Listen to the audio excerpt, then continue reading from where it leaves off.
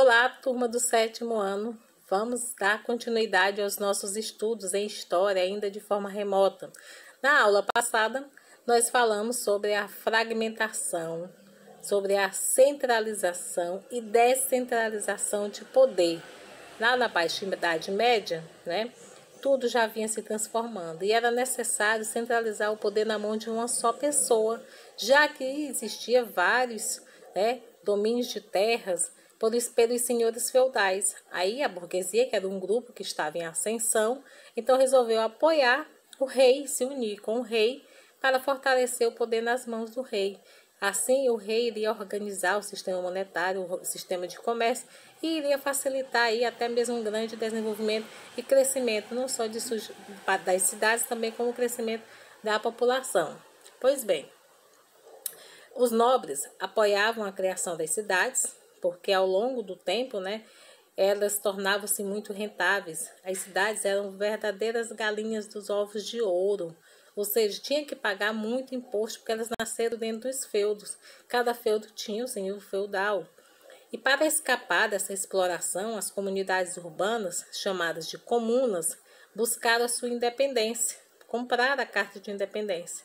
Em Tours, na França, a comuna teve de enfrentar 4 vezes os senhores locais, antes de o centro urbano tornar-se totalmente autônomo e independente. Foram muitos conflitos entre aí os senhores feudais para não dar a independência dessas cidades, porque até eles lucravam muito com isso.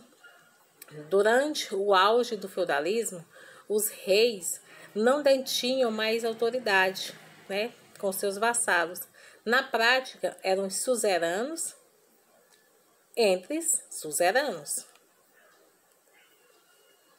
Apesar de portarem símbolos reais, como o manto, a coroa, o cetro, os monarcas do período feudal não eram mais poderosos que a nobreza guerreira. À época das cruzadas, os reis começaram a recuperar parte do seu prestígio, já que a igreja cobrava desses homens o papel de liderança na organização, inclusive das expedições à Terra Santa, que nós estudamos que a cruzada foi um exército criado então pelo Papa Urbano II com o objetivo de conquistar a Terra Santa dos infiéis, dos mouros. E muitas pessoas participaram e viraram até chefes guerreiros aí, com a ascensão do movimento cruzadista. Mas, porém, o fracasso das cruzadas aumentou ainda mais a tensão entre os nobres, que passaram a disputar entre si o domínio das terras, sobre todas as terras, aliás. Ao mesmo tempo, o renascimento urbano comercial dava vida à burguesia, ainda muito discriminada pela igreja. No entanto, sem dinheiro, os nobres não podiam comprar os produtos de luxo, as especiarias e muito menos as armas. De um lado estavam os reis, sofrendo a concorrência dos outros senhores, do outro a burguesia submetida a diferenças entre a autoridade e as leis com relação à nobreza. No meio dessa situação tinha a igreja, fornecendo argumentos para que se respeitasse a autoridade real. O resultado foi a aproximação entre os reis e os burgueses em uma aliança contra a velha nobreza feudal. A burguesia passou a pagar imposto, ou oferecia-se empréstimo aos reis, que assim dispunham de recursos suficientes para contratar cavaleiros e soldados mercenários para a defesa de seus reinos. Dessa maneira, os reis limitavam o poder dos senhores feudais, centralizavam em suas mãos a autoridade sobre aspectos como justiça, segurança, impostos, e etc. Sozinhos, os reis não podiam fazer tudo isso. Era necessário formar um corpo de funcionário, inclusive que zelasse pela aplicação de suas ordens, que esse corpo de funcionários passaram a ser chamado de burocratas. O poder foi centralizado na mão do rei. O rei, com a ajuda dos burocratas, eles teriam grande dificuldade em aplicar essas ordens e zelar até o cumprimento, porque você observa que, a princípio, nessa relação de reis e burocratas, muitos dos burocratas não aceitavam as determinações do rei, e aí tinha sempre esse conflito entre um e outro. Aí veio a centralização monárquica, começando aí pela França.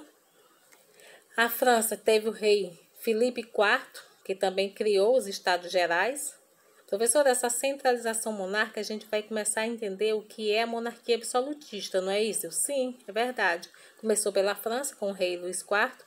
Após a morte do seu sucessor, Carlos IV, teve início aí com a Guerra dos 100 Anos. Depois teve o uso da pólvora e canhões, né? A liderança de Joana d'Arc, que vocês já estudaram, fizeram pesquisas sobre a importância de Joana d'Arc na Guerra dos 100 Anos.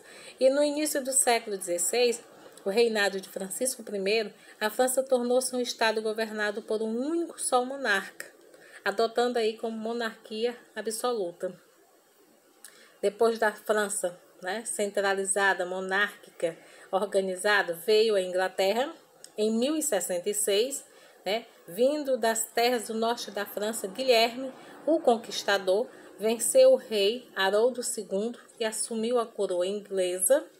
Ele dividiu o seu reino em condados, em partes, né, governados aí por nobres, fiscalizados por funcionários reais, assegurando assim o controle sobre todas as terras.